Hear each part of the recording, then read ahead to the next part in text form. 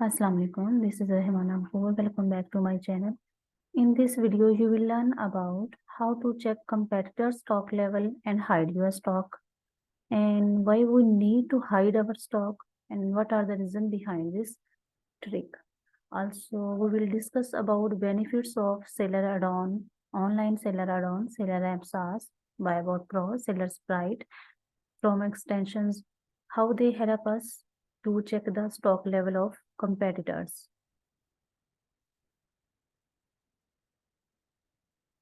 Okay, so जिस तरह मैंने बताया है आपको कि हम जो है अपना स्टॉक लेवल्स जो है क्यों हाइड करते हैं, और कंपेटिटर्स का जो स्टॉक लेवल ओपन होता है सो वो किस तरह हमें बेनिफिट देता है अपनी बाय बॉक्स पिन करने में, और ज़्यादा मार्केट में सेल्स लेने के लिए। ठीक है, सो और ये हम किस तरह हाइड करते हैं अपना स्टॉक।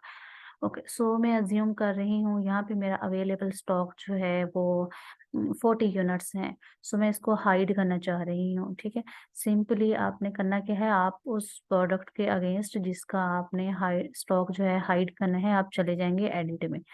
ठीक है, सो जैसे ही आप एडिट में आएंगे सो प्रोडक्ट की डिटेल्स बैकएंड वाली लिस्टिंग जो है ना वो सारी ओपन हो जाएगी। सो वहां से जाके आपने लिमिट लगा देनी है।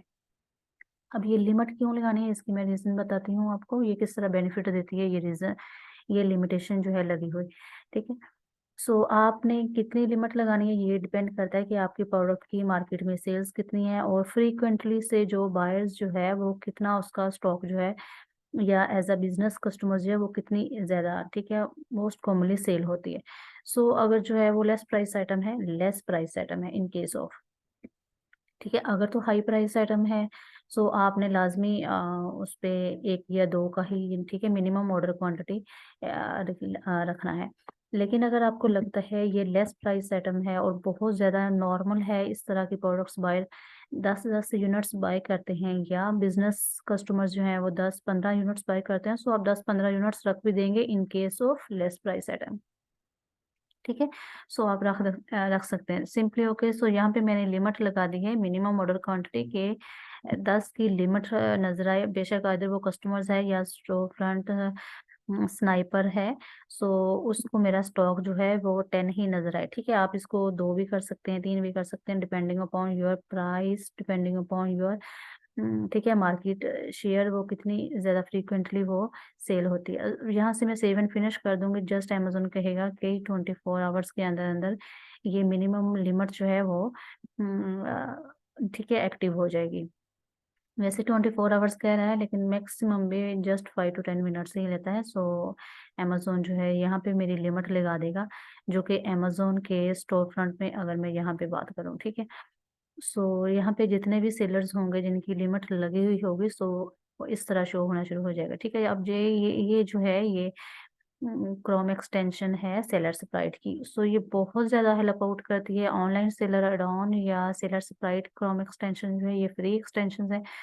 सो आपको इतना ज़्यादा डीपली जाना ही नहीं पड़ता, हर चीज़ जो है आपके सामने ओपनली ये बता देता है। ये देखें, हर सेलर्स का कितना कितना स्टॉक है ये सामने बता रहा है। हाँ, इस सेलर्स का मुझे नहीं पता कि इसके पास कितना है, और ठीक है इसने लिमिट लगाई हुई है 25 यूनिट्स से। ये देखें, आप यहाँ पे भी देख सकते हैं जिस तरह मैंने जो अभी 10 यूनिट्स की लगाई है, सो मुझे मेरे यहाँ पे स्टोर फ्रंट के आगे 10 यूनिट्स लिखा हुआ आएगा, लेकिन यहाँ पे इसने 25 की लगाई हुई है।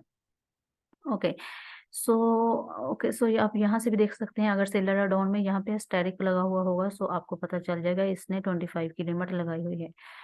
अब इसकी रीज़न मैं बताने लगी हूँ ये हम क्यों करते हैं। ठीक है, ये हम जो लिमिट जो है अपना हाइड स्टॉक जो है, अपना स्टॉक जो है हाइड क्यों करते हैं।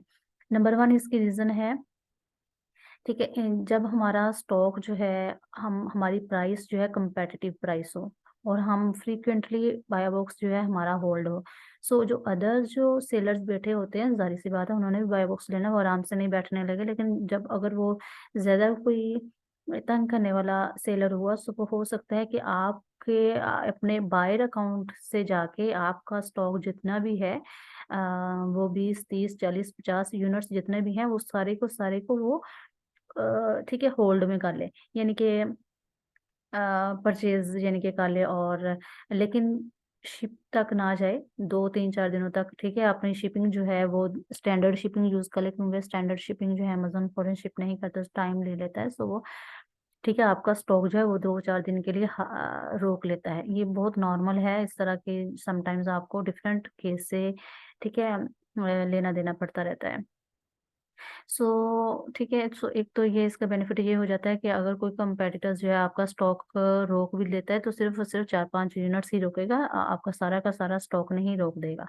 सेकंड इसकी रीज़न ये है कि अगर कंपैटिटर्स जो है उसने देखा कि इसका स्टॉक खत्म होता जा रहा है और 2-3 सेलर्स ही हैं, सो वो क्या करेगा, सो वो प्राइस को इतनी ज़्यादा ब्रेक इवन पे डाउन पे ले जाएगा और उसकी कोशिश होगी कि ये बंदा जो है थोड़े से इसके यूनिट्स हैं, तो ये सेल आउट करके जल्दी से निकल जाए, सो मैं अपनी प्राइस बाद में हाई कर लूँगा, ठीक है? सो इस तरह के भी आपको केस से वास्ता पड़ सकता है। सो हमने यहाँ पे दिखाना होता है कि किसी को नज़र ना आए कि हमने मतलब कि हमारे पास स्टॉक कितना है, ताकि हमारी प्राइस जो है वो कम्पेटिटिव रहे और हम ठीक है, बाय बॉक्स विन कर सकें। और कोई हमारा स्टॉक जो है वो होल्ड भी ना कर सके।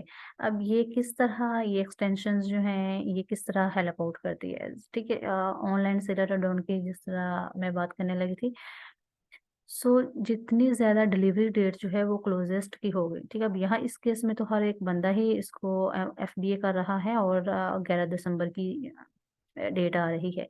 लेकिन अगर मैं इस केस में आपको दिखाऊँ ज़रा, अब ये देखिए 11 दिसंबर है नियरेस्ट डेट और 14 दिसंबर है और 8 दिसंबर है।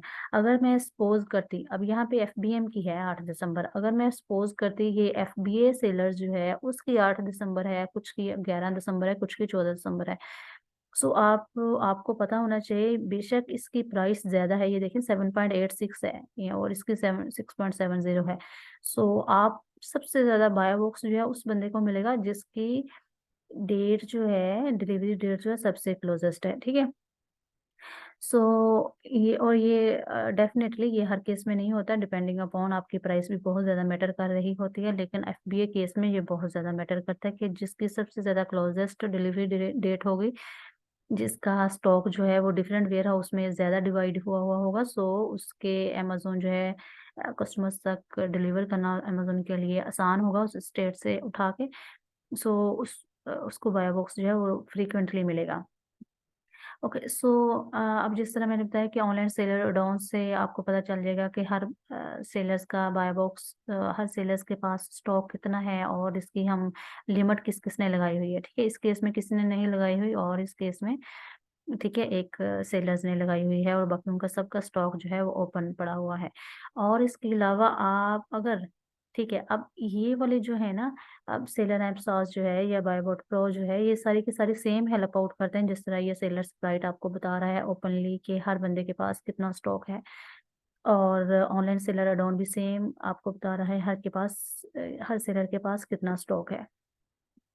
सो इसके अलावा कीपा का ग्राफ जो है, स्टॉक हिस्ट्री जो है, ये बहुत ज़्यादा मैटर करती है। मैं तो इस स्टॉक हिस्ट्री से बहुत ज़्यादा बेनिफिट लेती हूँ यहाँ से, ग्राफ से। ठीक है, मुझे पता चल रहा होता है कि अगर तो किसी ने लिमिट लगाई हुई है सो डेफ़िनेटली यानी कि फिर उसका तो स्टॉक मालूम करना मुश्किल हो जाता है। लेकिन यहाँ पे आप देख सकते हैं, ठीक है? अब ये वाला जो है, इस सेलर ने थ्रू आउट ही इसका स्टॉक जो है वो 10 यूनिट से शो कर रहा है, सो इसने अपनी लिमिट लगाई हुई है 10 की।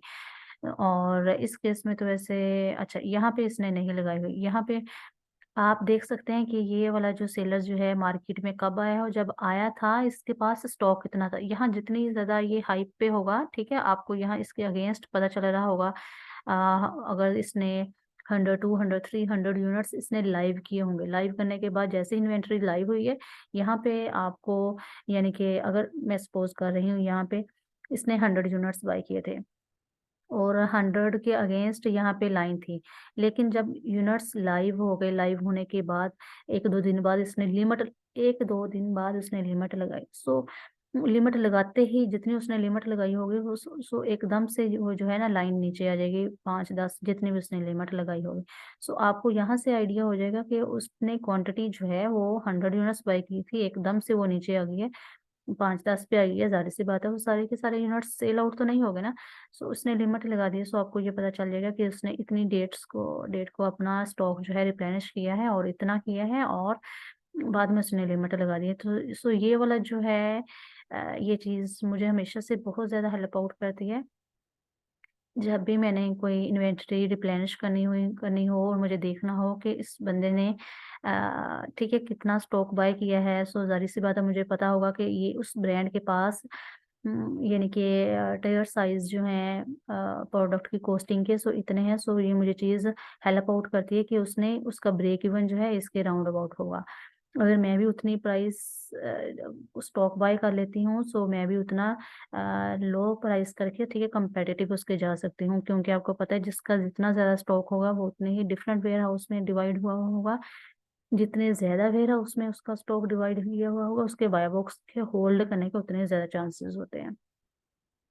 सो आज का टॉपिक जो था वो मेजरली यही डिस्कस करना था कि अपना स्टॉक जो है किस तरह हाइड करते हैं, कंपेटिटर्स का किस तरह कौन-कौन से फ्री क्रोम एक्सटेंशंस के साथ चेक करते हैं। So online seller add on, seller sprite, Keepa के ग्राफ से, कीपा की ठीक है स्टॉक हिस्ट्री से और इसके अलावा by about pro, seller and सास और बहुत ज़्यादा एक्सटेंशंस फ्री एक्सटेंशंस आपको मिल जाएँगी जो कि आपको बहुत ज़्यादा हेल्प आउट करती हैं। सो आपकी ये वाली सारी एक्सटेंशंस